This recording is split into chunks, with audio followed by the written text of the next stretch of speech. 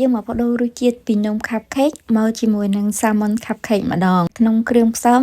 គឺមានជាមួយនឹងគ្រឿងផ្សំចម្បងគឺត្រី salmon តែខ្ញុំគិតថាបើយើងប្រើត្រីប្រាយើងភ្លើយសាច់ឬក៏យើងត្រីពោយើងភ្លើយសាច់យកមកធ្វើប្រហែលជាក៏ឆ្ងាញ់មួយយ៉ាងដែរហើយសម្រាប់គ្រឿងផ្លាក់ជាមួយនឹងត្រីខ្ញុំមានប្រេងអូលីវទឹកស៊ីអ៊ីវអំបិលម្ទេសហុយហើយជាមួយនឹងស្ករសខ្ទឹមចិញ្ច្រាំតែប៉ុណ្្នឹងយើងច្បល់បញ្ចូលគ្នាហើយបន្ទាប់មកគឺយើងដាក់ត្រីនឹងប្រឡាក់បញ្ចូលគ្នាហើយយើងទុកវាប្រហែលជា20នាទីទៅ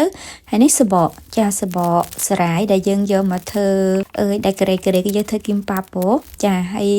មួយទៀតមានបាយក្តៅមានទឹកខ្មេះមានអំបិលចាបាយខ្ញុំប្រើបាយសម្រូតតែបើខ្ញុំគិតថាបាយសល្អជាង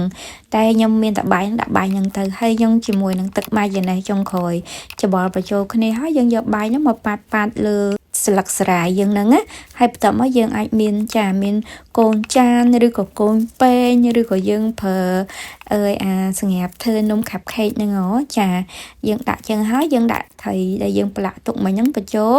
ហើយយើងយកទៅ bake ចានៅក្នុងម៉ាស៊ីន oven ខ្ញុំប្រើកម្ដៅ200រយៈពេល20នាទី200អង្សាររយៈពេល20នាទីហើយបន្ទាប់មកខ្ញុំមានដាក់ជាមួយនឹងផ្លែ avocado ផ្លែ bơ ហើយជាមួយនឹងទឹកសូសហ្នឹងគឺខ្ញុំប្រើជាមួយនឹងទឹកម៉ាយ៉ូណេស